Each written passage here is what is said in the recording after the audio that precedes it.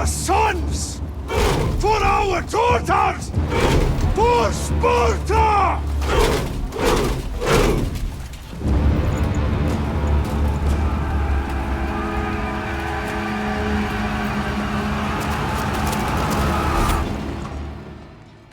Assassin's Creed Odyssey, much to many players' surprise, has turned out into an exceptional, well-made game.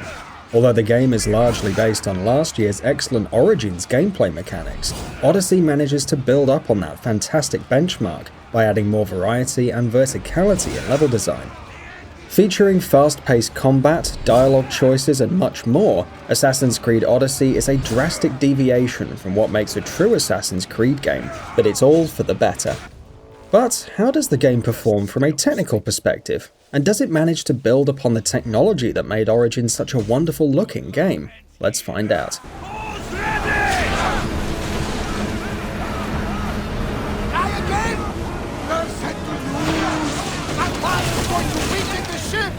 I'm seeing some squatter on the hook. We missed them. Don't fire! Any treasure! Running on Anvil Next 2.0, the engine that has powered almost all Assassin's Creed games this generation, Assassin's Creed Odyssey brings all the usual traits of physical-based lighting on the table. From material-based shaders to dynamic lighting, and from impressive ship sections to an open world that's filled with intricate details and a ton of things to do, Odyssey is perhaps the busiest Assassin's Creed game in terms of the things it's doing altogether at once. The world is absolutely massive, and as mentioned before, has a vertical level design with explorable seas and hidden caves, allowing players to get lost in the world. Compared to Origins, Odyssey has a darker tone, and the colour palette of the game reflects that to an extent. Burned villages or fully realised cities, Odyssey has got the details down to the T, with each location fully supported with your usual alpha and volumetric effects. The biggest change comes in the form of dialogue exchanges between the player and the various NPCs, and this gives us the perfect opportunity to check out the animation framework in action. For the most part, the conversation animations are really good, but there are instances where Odyssey clearly falters, with random gestures and weird movements. It's not a game-breaking issue, but it can pull players out of the immersion. In short, the up-close animations during conversations are fine, but the in-game ones for NPCs are absolutely terrible. In one of the sequences, the player has to follow a woman for new equipment, and her running animations are absolutely through the roof. It's stunningly bad. Unfortunately, animations have never been the series' strong point, but Odyssey is a new low for the series. Up-close character models look great. The tress effects of both Cassandra and Alexios are exceptionally implemented. Even the NPCs during one-on-one conversations look good, with fully implemented physics-based clothing simulation and skin shaders. Furthermore, the ship sections are easily one of the best in Odyssey, with fantastic water and volumetric effects. And given that this is a Ubisoft-developed game, water has to look good, right? These sections further benefit by the use of explosions, destruction, and various volumetric effects like smoke and wind. However, this amount of detail in the huge open world comes with a slight disadvantage.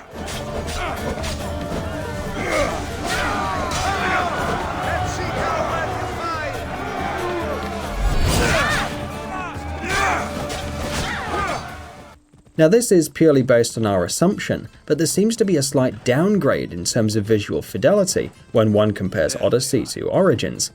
There seems to be something off with Odyssey in terms of its lighting tech. The image quality, not in terms of pixel count, isn't as sharp as Origins. This is not to say that Odyssey is a bad looking game, but as someone who completed the latest DLC of Origins a couple of days ago, the visual gap is clearly noticeable for me. So, how does the game perform on consoles and PC? Well, let us begin with the PC build. That's what a mistake!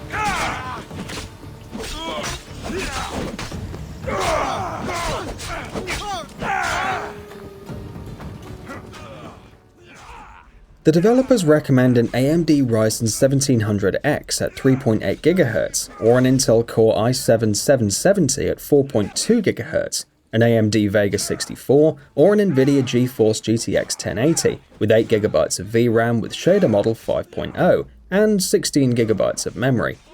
Note that the recommended requirements noted here are for 4K resolution at 30fps with high settings. Graphical settings include but are not limited to texture detail, water effects, ambient occlusion, depth of field, screen space reflection, shadows, and an adaptive quality option that tries to maintain the required FPS while making changes to the anti-aliasing solution on the fly. Our test build consists of a GTX 1080 Ti, 16GB of GDDR4 memory, and a Ryzen 1700 CPU. We tested the game on ultra-high settings, and performance was a bit disappointing, especially at 1080p.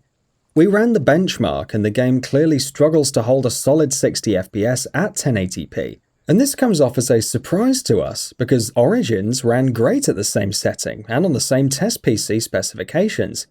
At 4K resolution and ultra-high settings, performance is where we expected it to be, in the 30s, but there were some drastic frame rate drops here and there.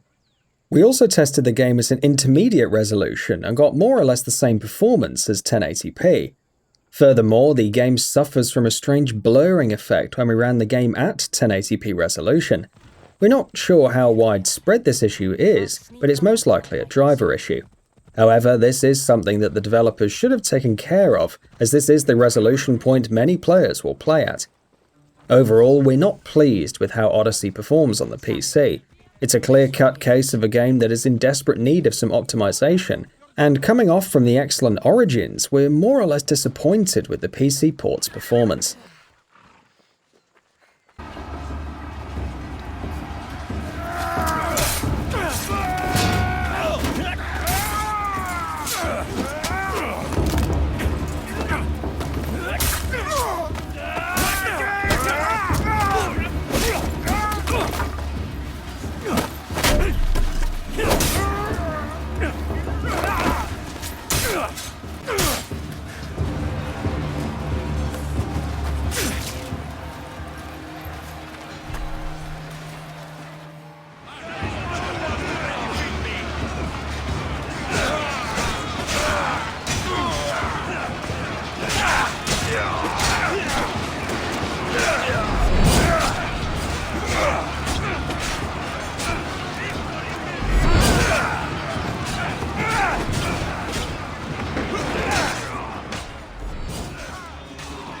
So, what about the PS4 Pro and the Xbox One X versions?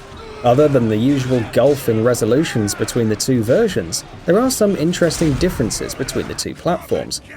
The PS4 Pro seems to have fewer frame rate drops compared to the Xbox One X, hitting that 30 FPS cap more often than its Microsoft's counterpart.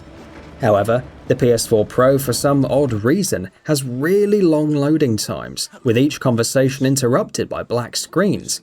It's an absolute immersion breaker, and given how narrative heavy the game is, it can be downright frustrating waiting for the game to resume. Furthermore, the Xbox One X excels in better shadow quality, ambient occlusion, and slightly better draw distances compared to the PS4 Pro build. However, in terms of core assets like texture quality, volumetric effects, and texture filtering, both versions are similar.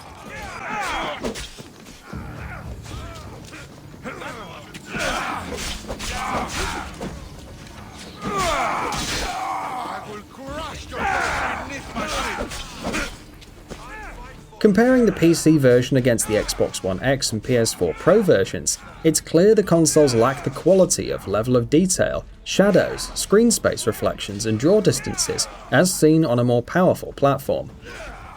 Overall, in terms of sheer visual quality, there's nothing like the PC version. But as noted earlier, performance isn't great on the PC. Performance on consoles is more stable, but it isn't exactly on point either. The game needs optimization patches in the future, and given how Ubisoft plans to support the game in the long run, we're hopeful things will improve. But as it stands, consoles are better than PC in terms of expected performance relative to each platform's strengths, but in terms of visual fidelity, it's the usual order of PC, followed by Xbox One X, and then by the PS4 Pro. And that wraps it up. If you like what we're doing, please consider subscribing to our channel. We upload new videos daily, so make sure you don't miss them by subscribing. We appreciate your support, and we thank you for checking us out.